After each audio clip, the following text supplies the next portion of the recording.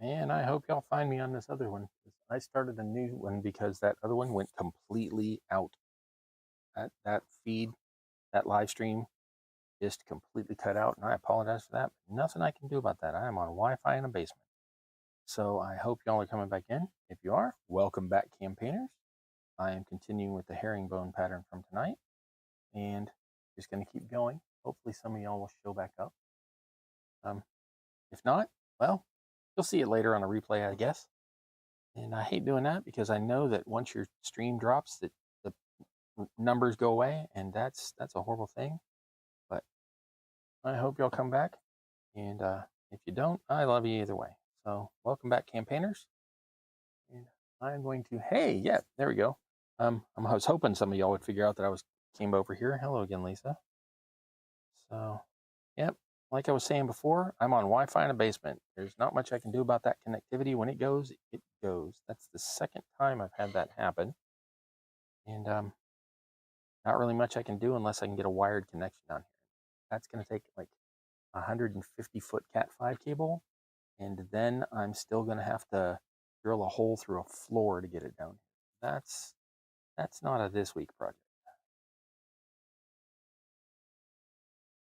I have a drill that will go through the masonry. I can do the floor without too much trouble, but it's not my house. And so far, my housemate has said no. Now, one of these days when they're not looking, no, I probably won't do that either. So, Wi-Fi in the basement it is.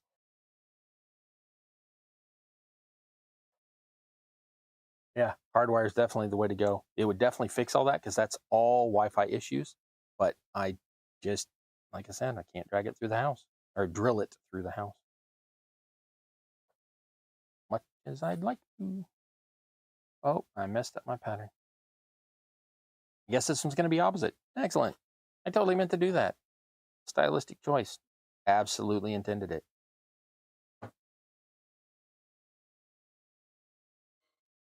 And that's my story, and I'm sticking to it. None of y'all knows any different just because I've already said different like 8 times. Good thing there's no video evidence.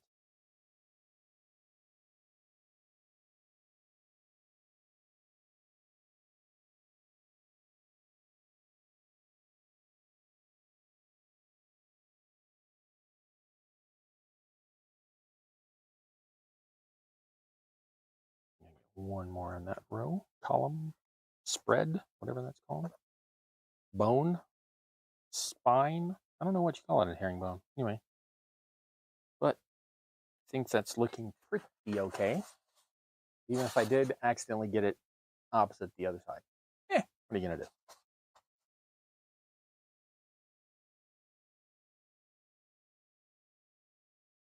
It's a good thing about stuff like this is that it's a fantasy world. Who knows what their stylistic choices are? You can always do it the way you want, etc., etc. And if it goes completely wonky and off the rails, oh, I totally meant to do that. Yeah, that's it. Like John Lovitz used to do. Yeah, that's the ticket. That's totally how I meant to play that. This is the best scene for seeing what I'm doing, but I never know if anybody ever wants to like watch me while I'm working. But it seems to me that'd be really boring. That's just the top of my hat. You know? But I tend to show the work, so to speak. Wow, if you knew how many teachers I had in school that would be amazed that I show the work. Just show the work. I did the math in my head, but you need to show it. Why? I can do it in my head. And they wonder why I don't like math now. No? You get it right and still get argued with. Disappointing.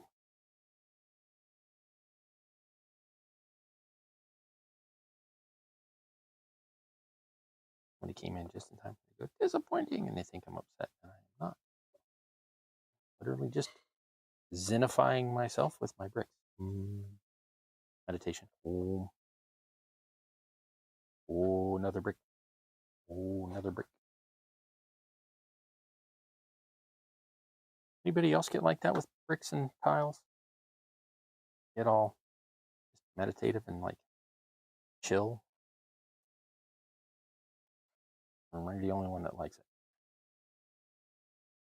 I know that over on, nope, I almost cut that brick wrong. Over on Carl Makes Stuff's Discord, showed a picture earlier today of a tower that was made with a gajillion bricks and made commentary on the fact that it was like an insanity causing amount of bricks. I'm like, well, yep, I know that feeling, but I don't really get frustrated over the bricks. I like doing it.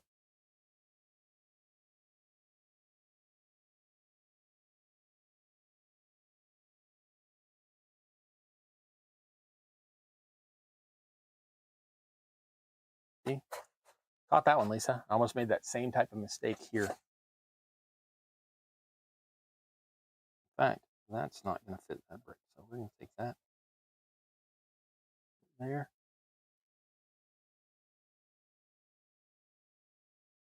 I can see that. For those of you who can't necessarily see the chat, Dungeon Matrix just said, does not know why she loves the herringbone pattern so much. Just makes her feel collected. And I'm like, I can see that. It's it is not a random pattern at all. So when you see it, it's like, yes, this was done with purpose. And I can see how that would make someone feel satisfied, gratified, emulsified, ratified. I don't know if I'm trying to sound like Schoolhouse Rock or Arlo Guthrie right there. But either way, all I know, Arlo Guthrie sang some of the Schoolhouse Rock song. That would be really cool if it did.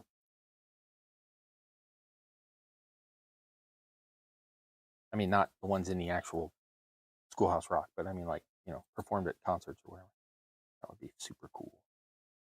I've seen a lot of people that I really enjoy concerts, but I don't recall having ever seen Arlo Guthrie. But every year on Thanksgiving, I do listen to Alice's Restaurant. I do not watch the movie. Oh my gosh, that is a depressing piece of film work there.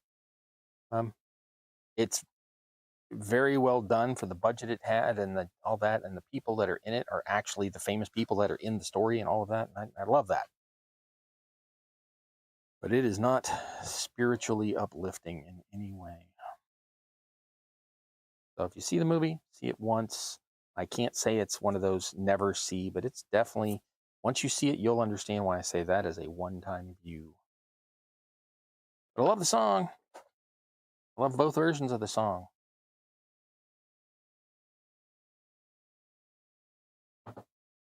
Here's he did the regular version for like 17 years and then did a updated version after that, and I like them both. But I listen to the classic one they're both classic, but I listen to the original one on Thanksgiving every year. That, and I watched the WKRP turkey episode. God is my witness. I thought turkeys can fly, which always gets me because I grew up in Southwest Texas, South Texas, and I've seen a lot of turkeys. They do in fact fly. They fly really well for about 100 yards, and they get tired and they have to roost. But they do actually get off the ground pretty easily. And to cheat on breaks. Strip of paper off the cheap foam board, roll break pattern on tape. Yeah, and I actually can show you that. I've got a bunch of stuff that's like that. Let me go find one. I am starting a collection of columns that are going to be for a city wall.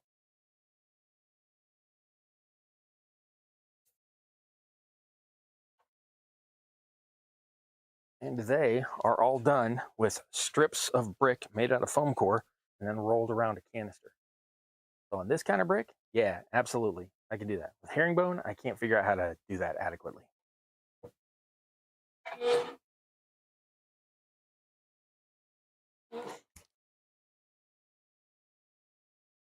So that was loosely collected saying that, and I agree with you. If you can find a way to pattern it out on paper before, even on a piece of fabric or a piece of some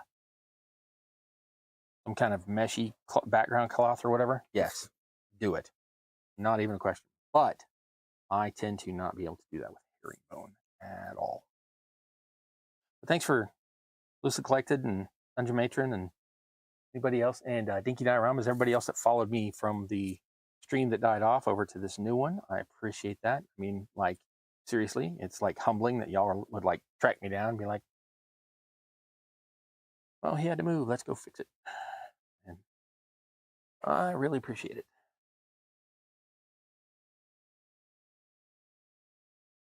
There's some technology stuff that I can fix, like I've worked on the mics and I've tried to work on the lighting and all of that, but I cannot currently fix that Wi-Fi connection dropping out. I don't have the authority to alter the house to that level.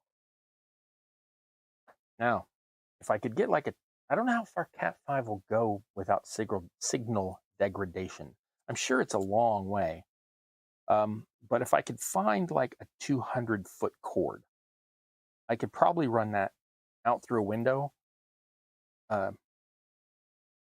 down and around the entire outside edge of the house and then back into the basement. But I do not have that kind of Cat 5 laying around. I went one day and looked to see if I had any more Cat 5 laying around. That's a Category 5 Wi-Fi or networking cable for anybody who has no idea what Cat 5 is. Why has he got 5 cats? I don't. I only have 4 cats. Well, unless you count the 2 outside. And my lovely partner takes care of those. That's a whole different story. The Cat 5 cable for the networking. I am not sure how far it will go without signal degradation, but if I had about 180 feet or more, then I could wire down into here by just going outside and doing an end run around the building.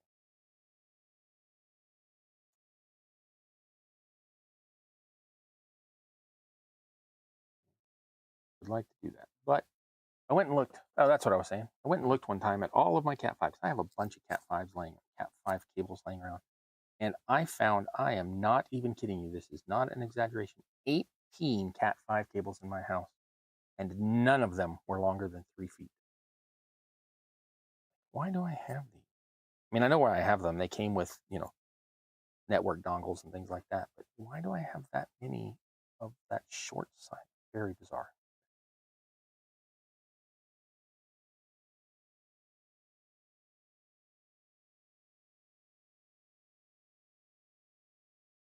Yeah, I could print it out and trace it that way, and use either an X-Acto to cut it in, and then the problem is that I really like textured bricks. Like these were all done with a piece that I pressed in that's made out of the end of a paintbrush that's had the bristles yanked out and was already square-ish. This one I didn't have to alter. Sometimes I have made them for cobbles and such where I've altered the shape of the little wire part, the little metal part. It's called a ferrule, and have done that for cobbles and things. For this one, this is like brick, brick, brick, and they're just stamped in, just dink, dink, dink, dink, dink, dink. I suppose I could do the same thing with herringbone, but you've seen me mess the pattern up like 8 times tonight, and if I messed it up in the middle of pressing it, I wouldn't be able to fix it because the pressed ones, you can't go back and wiggle them back into shape.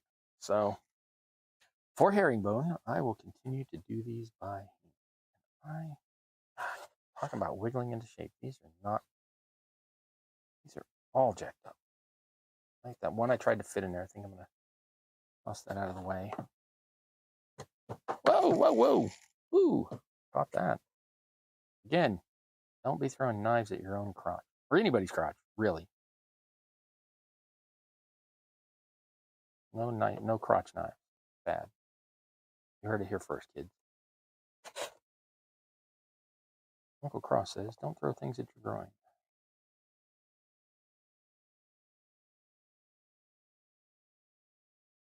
Also, don't be over-caffeinated and underfed while you're trying to craft. You don't try to take your various bits off.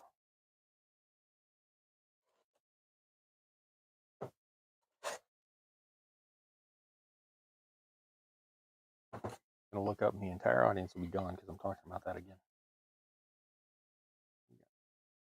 Like the other night, do you think I'm going to try gluing bricks to a large sheet of paper?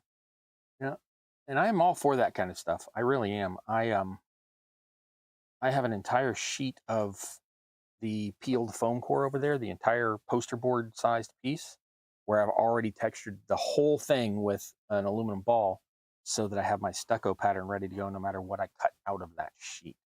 So I'm all for stuff like that. I just can't seem to make it work with the herringbone.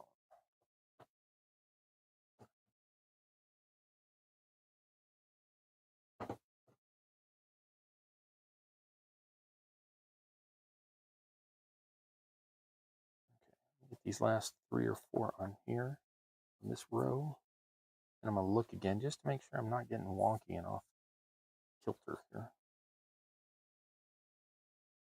One more there.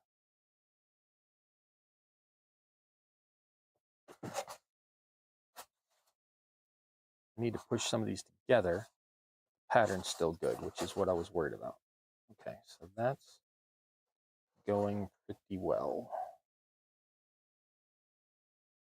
The trick is when I stop having these at 90 degrees and you want to go all wonky. Like this brick is funky shaped. It is not helping. I don't know if you can see that. It's bent. And it does not want to play right with the others, but I'm going to leave it there and work around it. I don't feel like trying to replace it.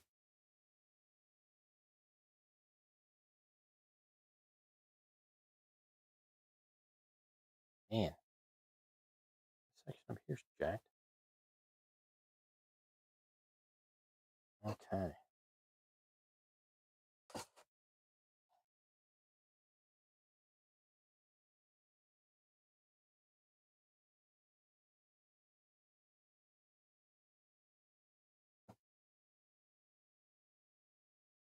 And we continue.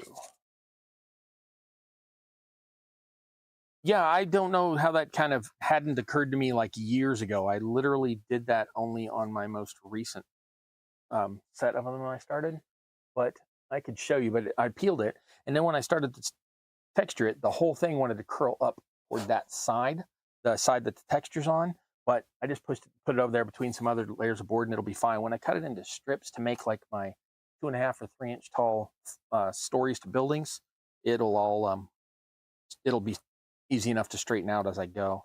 But I don't know how that didn't occur to me like years earlier, but yeah, it seems like a good idea. I'm going to keep doing that from now on. For those of y'all who missed that, we're talking about texturing and then peeling and then texturing an entire sheet of foam core so you have that wattle and daub or that stucco pattern already in the foam when you cut it for your buildings. That way you don't have to texture each small piece. You can texture it once all in one go and then work from there. Working pretty well for me on that one. Actually, the one I have over there is actually the second sheet I've done that on. The other one's already been turned into build.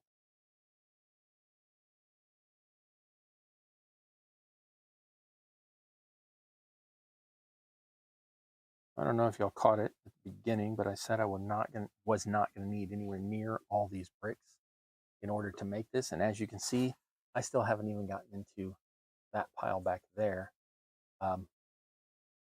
So once you actually start with the pattern, you don't use up as many bricks as you think. When you're starting to build walls and you're building them like 2 layers thick, especially sandwiching cardstock or a piece of foam core, something like that, and you got bricks all the way up on both sides, you can get through some bricks pretty quickly.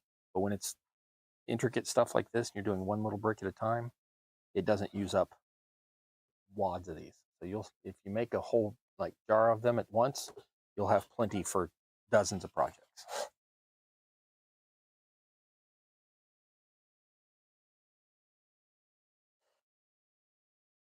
Okay, that one I think needs to actually be trimmed off to fit. So we're going to take that, trim off that little corner, and just eyeballing the angle. I'm not measuring that or anything, and then putting it right back in. And yeah, that's much better.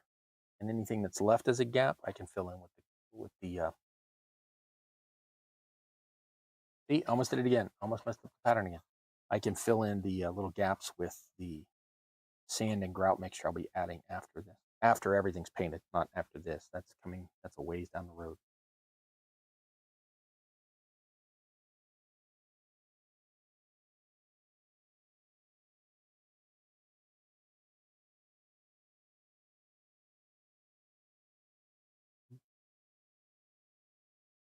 More glue, more glue. I like glue, but it's the best one for the job here. This one needs to be trimmed off as well. I'm gonna take a little corner off of that. And then that piece should fit right in. Nope, did not take off enough. Correct angle, too small a piece. There we go. Try that again. There we go. It's gonna fit right in there. And we're gonna keep going up this road. Row, not road. Alrighty. 214 bricks. Yeah, I lost track of how many I did on this one project, but I had kept track of how many I had cut and roughly how much of that I had left. And when I first did the examples of these boxes, the ones that look like this, my first round of them, all of these, in 6 boxes I did 5,000 individual bricks. Now, some of those bricks of this size, that's of this size brick. Of the bigger bricks, like these bricks and these tiles, I've never counted them. I know that in my lifetime of creating stuff like this that I've been doing for decades, I'm absolutely positive that I have done at least 5 million bricks total. But that's over decades. That's not like a single project. But again, bricks, some people go, oh, I got to brick an entire, this whole platform and it's going to kill me. And I'm like, I'll do it. Hand it over. Put bricks on. I even look at stuff like, what's that one channel I don't really watch anymore? Nothing about that. It's just, Lord of the Rings isn't my thing. What's his name? Zorpazorp. People are like, oh my God, there's so many bricks. And I'm like, okay. He has put a lot of bricks on other buildings. Like he does lots of collabs, and lots of other builders have put lots of bricks on. And other people are like, oh, I could never do that. It's so much more. And I'm like, that's the Zen part. That's the meditative, easy, mellow, get a chance to think yourself. That's the calm part for me. I just don't have a short enough one. I hate to cut them. And I know, no, I just don't have one short enough. Okay, here, there. And I can fit one more up here at the top. And I can fit more up here, but without having cut some of those little ones to fit in the middle of those, there's no point in trying to get all fiddly. Oh, 2,140. I'm up to 2,140. That wouldn't surprise me. Like I said, I do a lot of bricks. Never bothered me. When the first time I thought about doing it, which was 1991, the first time I ever did bricks by hand like this, I really thought I was going to hate it. And the next thing I know, I had bricked that entire project and was like, oh, well, okay then. And ever since then, I've really just, there are lots of times that I get irritated or frustrated or inundated with projects, but the brickwork, nah. Okay, will that fit? No. Cut that off a little. I hope I got correct. No, correct enough. That'll work. Ooh, yeah, I cut that way too short. And I pulled all my glue out. So a little more glue. That one's a little longer. Cut that one off at an angle. And wedge that down in there.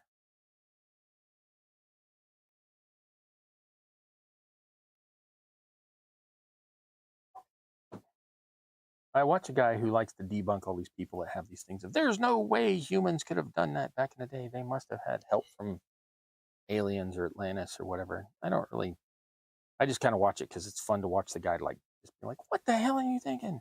But every one of those people's like, oh, there's no way they could have built that. I'm like, come down to my basement. Sounds threatening. That's not what I meant. Come over to my crafting studio and we'll put 927,000 bricks onto something. Then tell me it can't be done. Those bricks are huge. Yeah, but they had, 5,000 people working on it at a time. Easy to lift a big honking stone when you have a bunch of burly dudes that are spiritually in tune with the project. Well, there's no way they could have done it in China and the Aztec world and Egypt. It's just a project, dude. Just tackle it. Get down to it. Get yourself an energy drink or some tea or some coffee and begin to building.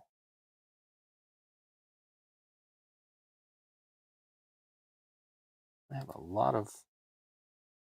lot more faith in our ancient ancestors than some modern people. And like, there's no way they could have built it. Like, bruh, in like a weekend. Oh, yeah, half brick, full brick. Oh, that's fun to do if you're doing them horizontally and putting them on top of each other and building a wall. Oh, I love that. One of the few parts of actual genuine masonry that I've ever enjoyed. I like that one. For those of you who missed it, that's when you got a brick that's like half-sized and you wedge it between two, and then the one on the next layer bridges that gap like that. I actually love building those in real life. One of the few masonry things I like. I don't like real life masonry or tile work, which I have done a lot of. I don't enjoy it simply for the fact that the caustic nature of all the plasters and such, you end up having to wear the gloves. You don't really have the good control, and I don't know. It's just fiddly to me. But I don't hate it. It's just not my favorite. But man, that pattern I like. When you get done with that one, you're like, yes, I did this. This is good. This is me. Behold my stuff. Extra points if you know that reference.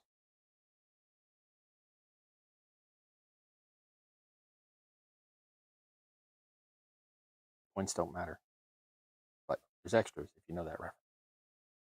Okay, all of that whole row are going to have to be trimmed short. So I'm going to skip from here. I'm going to do like one or two more bricks up in here just to use up some of that glue I spludged down. Then I'm going to move over here and work on this.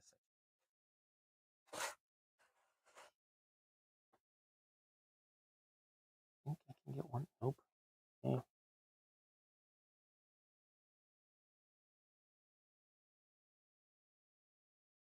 Okay, put that one there. Just hold that one in place. And now, in case y'all missed it on some of my previous stuff, all these little pieces I keep cutting off, which are gluing themselves to me right now. Any of these, I don't throw these out. I don't like to, put stuff into the landfill if I can avoid it. All this stuff ends up in my little rubble bin, and this all gets used in just piles of rubble around ruins or standing stones or whichever. So all of that stuff ends up in here.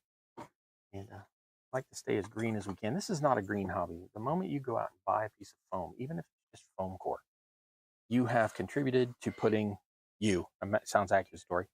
We have contributed to putting more gook into the landfills and oceans and all that. And I don't really like that. So I try to be as clean as possible. Got a friend that is always trying to, every time he goes around, somebody's like, hey, look, there's foam over here. And he works in construction sites, and Lisa knows him. And I am always so jealous that he gets stuff for free and that it's truly recycling, because by the time he gets it, it's the stuff they're going to throw out. And to me, that makes that means his part of the hobby is a little bit greener than my part of the hobby. And good for him. Sounds like I'm being all whiny, and I'm not. I'm actually saying that's a good thing.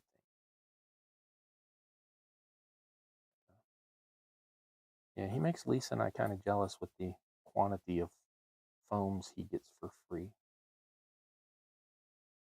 I'm not saying I want to drive 3 states away to go raid his toy bin, but I want to go drive 3 states away to raid his toy bin.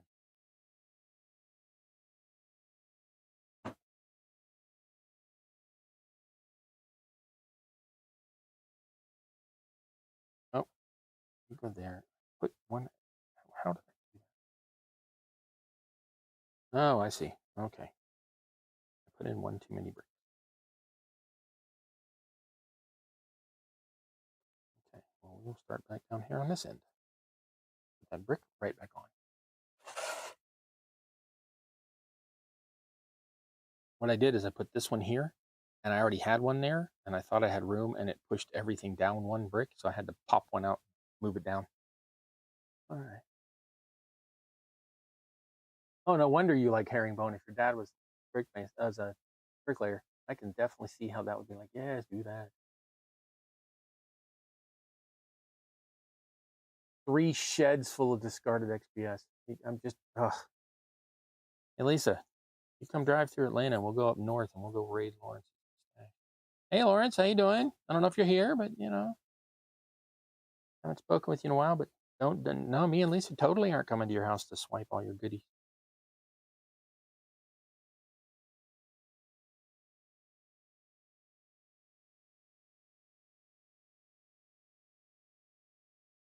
Okay, I don't know if you can see this, but I'm having to adjust this whole pattern because I really jacked that up and go, just sticking my fat fingers in there when I messed that pattern up.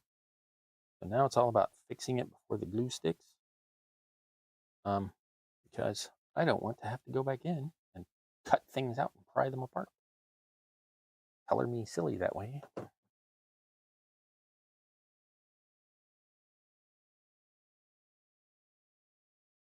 seems like a lot of glue, but it's all squidging between them. I really end up needing this much. I didn't think I would. Now, that's a lot of glue. It's literally been like 3/4 of an inch out of my little bottle here. So it's not a lot.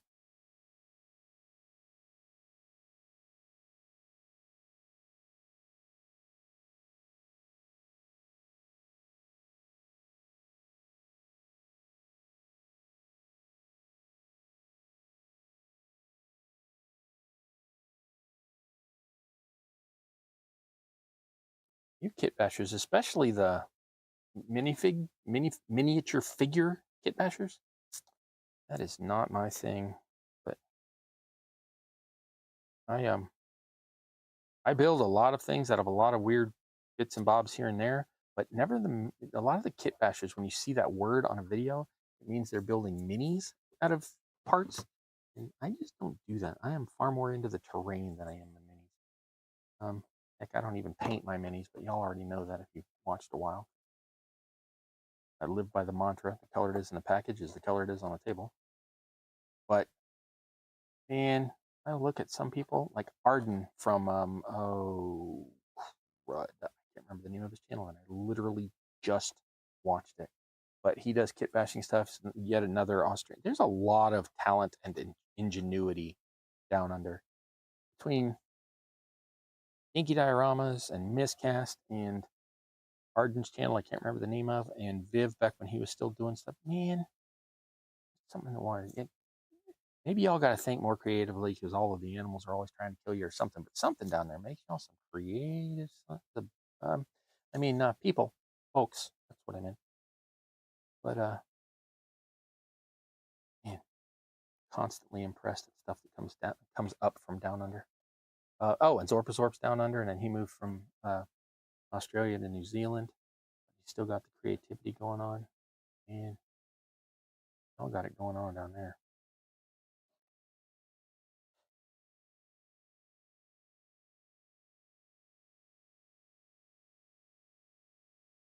Oh, and both Sebs, Seb from Seb Makes Stuff and Seb from Atmoseek. Man, y'all got too much creativity down there. Send some of it to America. I wouldn't know what to do with it, but you can send it to me.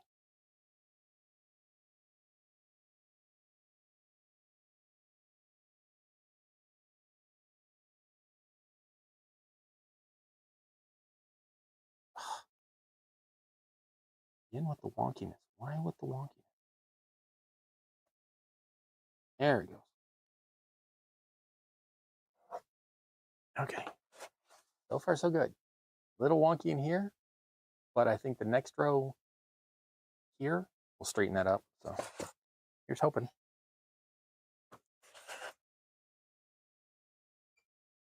I kit bashed all my stuff for Turnip 28, and I'm working on stuff for Trench Crusade. Yeah, that's where I see a lot of them, is the people building for war games. I don't really play war games. I certainly don't play grimdark stuff. It's just not my thing. But man, some of the creativity and some of the builds are freaking amazing. No discounting that part at all. It's just not my scene, man. As the saying goes.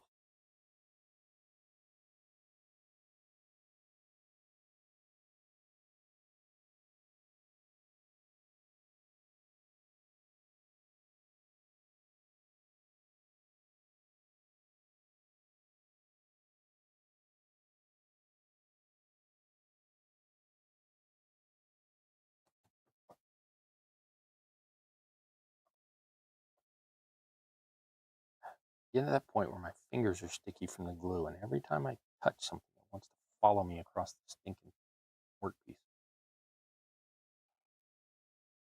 Okay, there we go. You go up into that spot. No. Now. You know I've got like 90% of the main part done, and so you're just jacking with me, and I don't like it. I think it maybe it's a little, the glue I put down earlier is a little sticky, so I'll spray a little rubbing alcohol in there, with some water mixed in, and loosen that up a little. Yeah, now I'm not sticking to it so much. That's a good, well, I say that, and then I stuck to one. Yeah, whatever. Alrighty.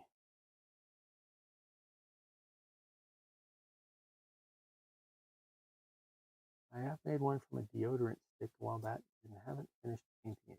Using the stems of clear plastic campaign glasses. Oh yeah, I've seen people do that with the fluted glasses you can get from the Dollar Tree here, our dollar store we've got going on. I don't remember who I saw do that. I'm pretty sure it's changed the name of the channel a couple times, but I'm pretty sure it's the one who does the War and Christmas Village set of minis. I'm pretty sure that that's the channel I saw the flute stem flight stands. I hate to say that 3 times fast. The flute stem flight stands. Pretty sure that's where I saw those. Pretty creative. I saw Meredith from help me out, Lisa. I can't remember the name of Meredith's channel. Hasn't put out a video in a while, so I kind of forgot the name of it. And I know that she did some things where as columns, so they'd have texture on them with this sort of spiral look, she used the extendy part, the part that you twist in a deodorant stick, and she used those as columns in something.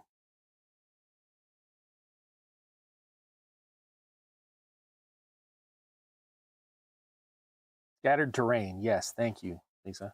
Scattered Terrain, that's Meredith, and she did those flight columns out of, I'm like 95% sure that she's the one where I saw that. Flight columns made out of the spinny part of deodorant tubes, deodorant sticks, whatever. Okay. Except for that one. I think these look pretty acceptable.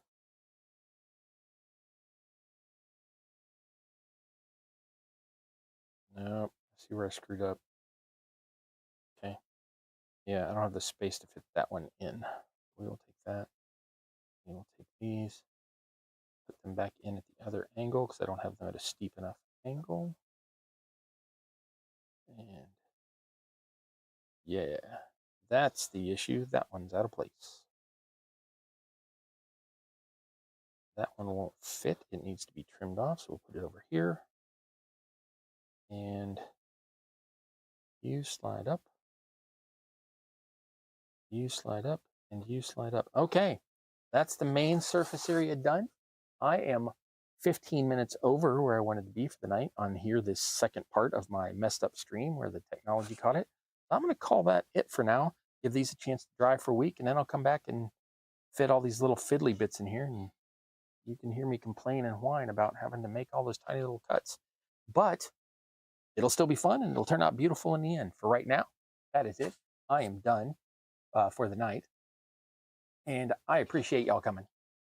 Once again, this is Campaign Terrain. I am your host, That Guy Cross. This is part 2 of tonight's video because I had some technical issues both before the show, but started on time, and then my signal dropped out. So I thank everybody that came back in. And for anybody who's watching this now, later, whatever, thank you for tuning in. I hope you learned something. It's always my goal to inspire. In the meantime, I love you. I'll catch you next time. Playing again next week, 7 p.m. Eastern. And this is Campaign Train. I'm your host, That Guy Cross. I love you. And until next time, I wish you luck in your campaign, whether that's on the table or in real life. Have a great night.